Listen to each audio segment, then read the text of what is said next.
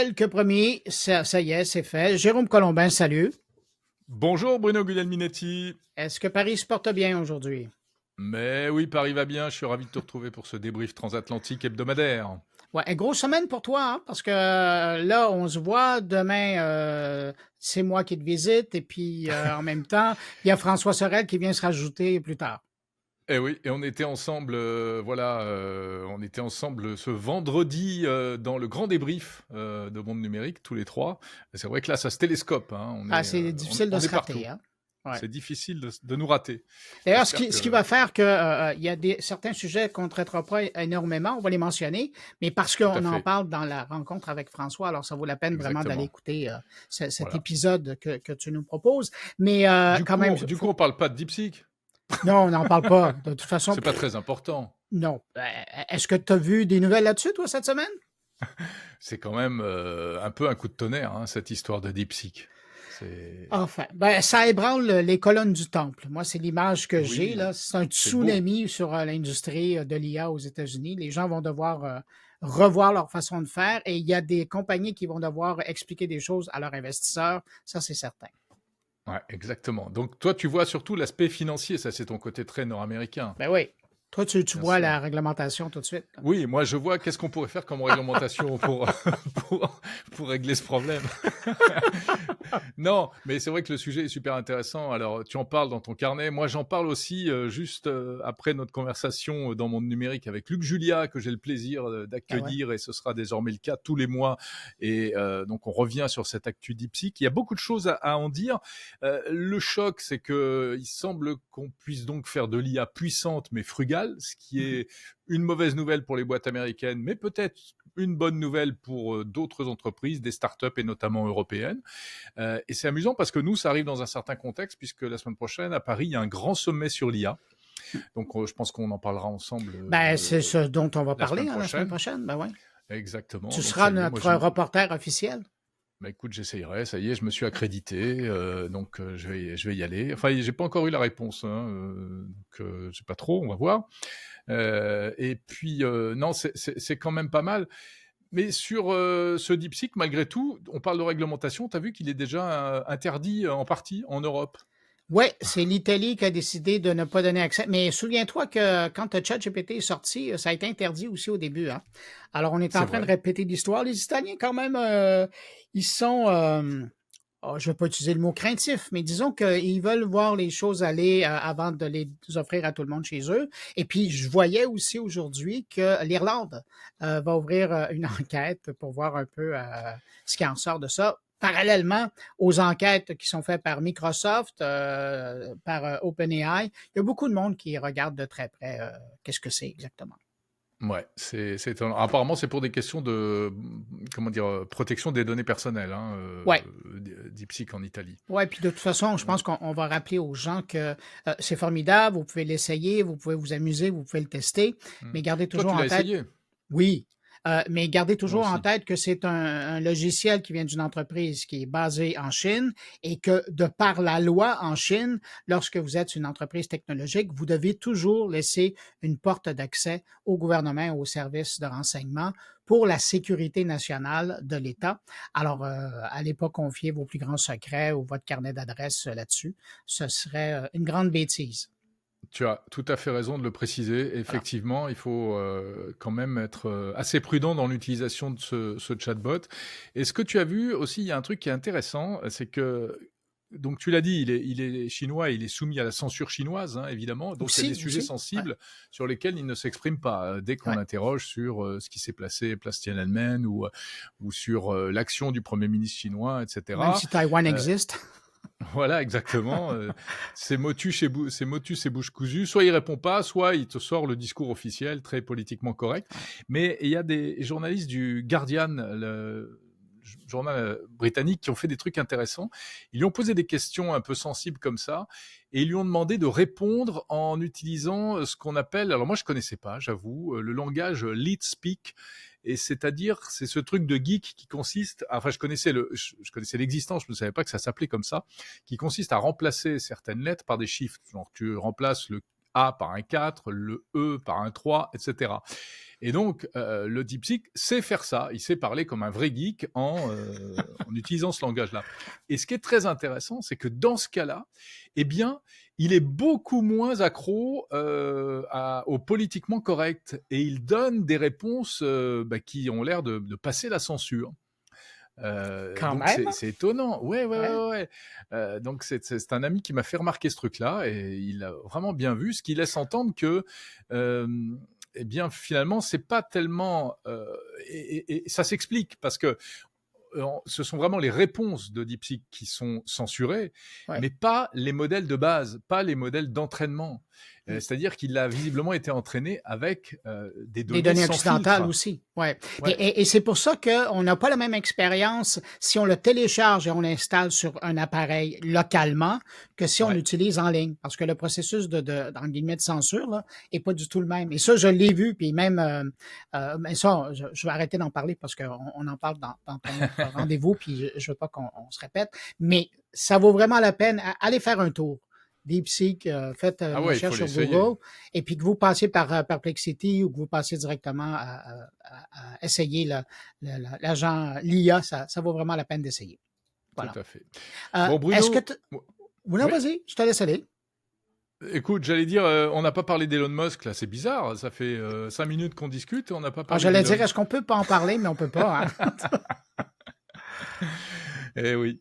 Alors, il a entamé un truc qui risque encore de faire un peu de bruit, qui n'est pas forcément polémique, hein, mais Non. je pense que ça t'a pas échappé. Il est en train, visiblement, de mettre en place de transformer X en super app, comme il a toujours dit qu'il allait le faire, puisqu'il a Ouais. signé un partenariat avec Visa qui va permettre de faire des paiements sur X et de s'envoyer de l'argent d'utilisateur à utilisateur. C'est quand Ouais. même pas rien, ça. Et ça, c'est intéressant, mais j'ai hâte de voir dans les faits, parce que ça, c'est l'annonce qui est sortie. Mais tu te souviendras que pendant 2024, il annonçait de temps en temps sur son compte, sur X, qu'il avait fait des ententes avec tel État, tel État, tel État, tel État. Et il va vraiment par État aux États-Unis.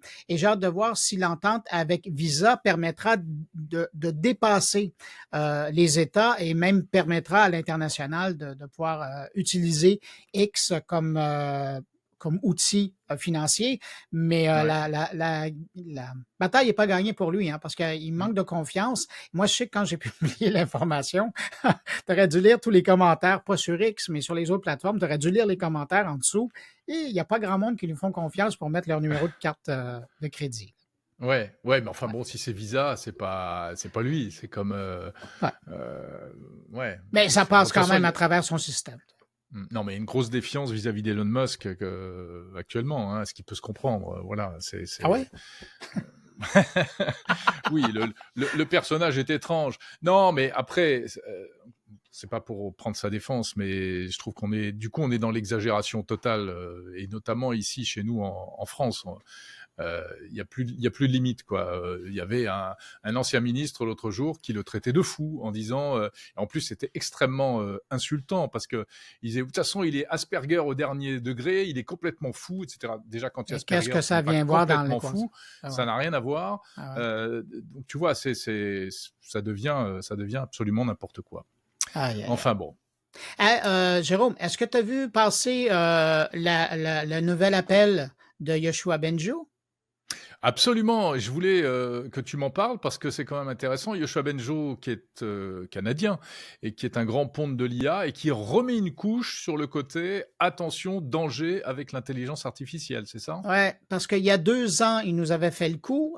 Et il avait signé à la fois aux Nations Unies, mais aussi dans un j'allais dire un manuscrit ou une pétition qui avait été faite par des gens de l'industrie sur le fait qu'il fallait regarder sérieusement les enjeux et les risques rattachés à l'utilisation de l'intelligence artificielle. Et là, il en remet, mais cette fois-ci, c'est à la demande du gouvernement britannique. Tu te souviendras, il y D'accord. a eu un sommet il y a 1 an et quelques mois en Angleterre. D'ailleurs, c'était notre bon roi Charles III, Mhm. qui était le patron de l'événement. Et dans le cadre de l'événement, il y avait le premier ministre de l'époque qui avait mandaté Yoshua Benjo à aller chercher des experts qu'il estimait pour écrire un rapport sur les risques, la sécurité entourant l'IA avancée. Et donc, on vient d'avoir la publication. C'est 96 experts venant de 30 pays différents qui ont collaboré à l'œuvre. Yoshua Bengio en a assuré la direction. Et finalement, on en arrive avec... puis il faut le faire là, parce que c'est des centaines de pages, ce document-là.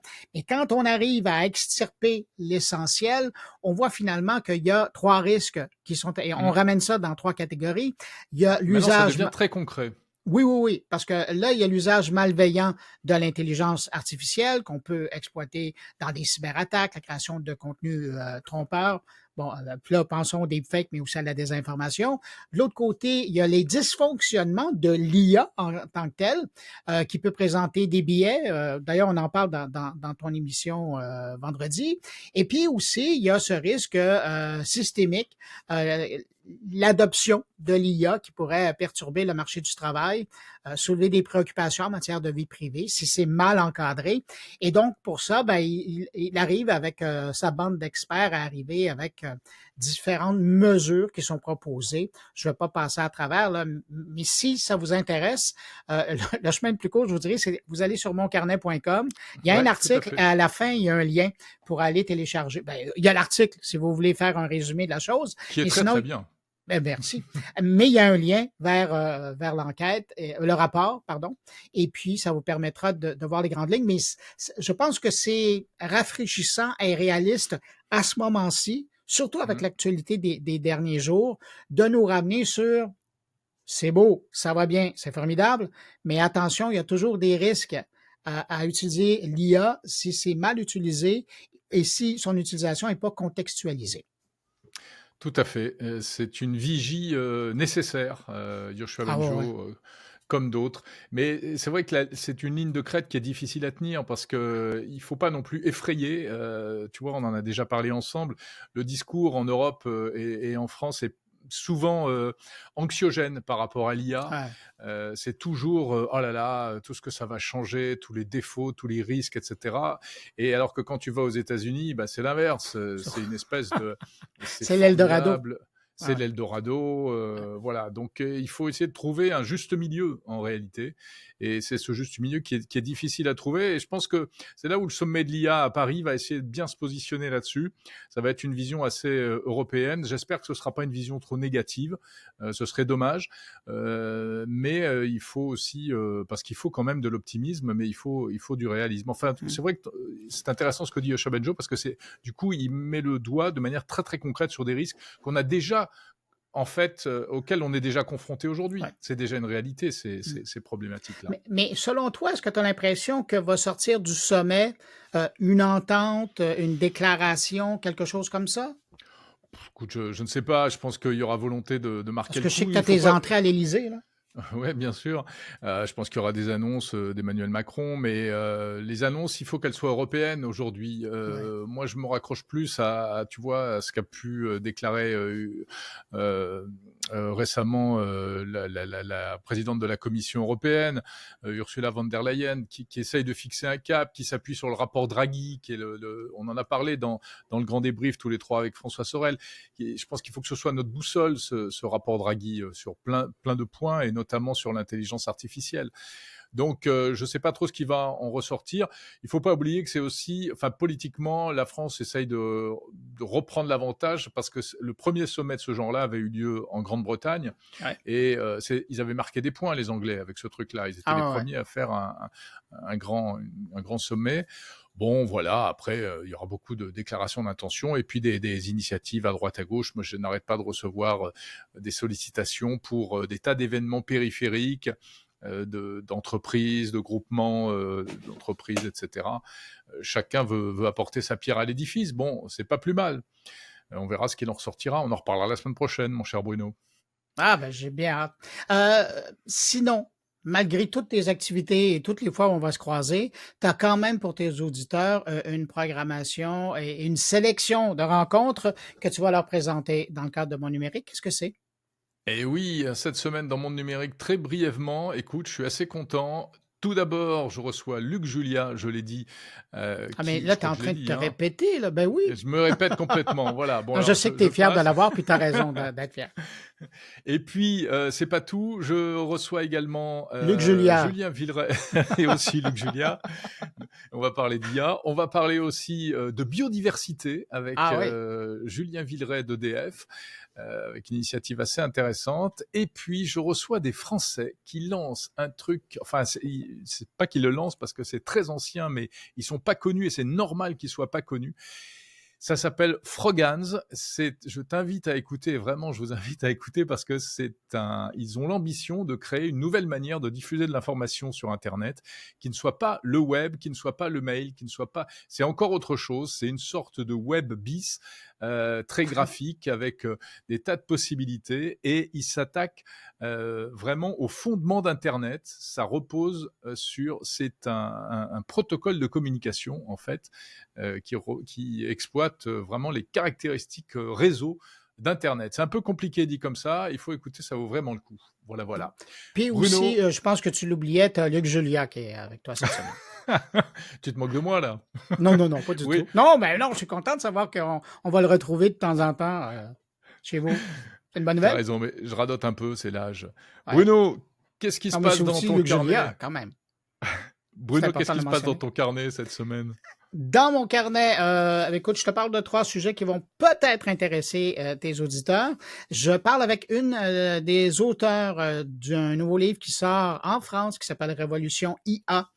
C'est intéressant. Dans le cas de mon invité, elle est mathématicienne.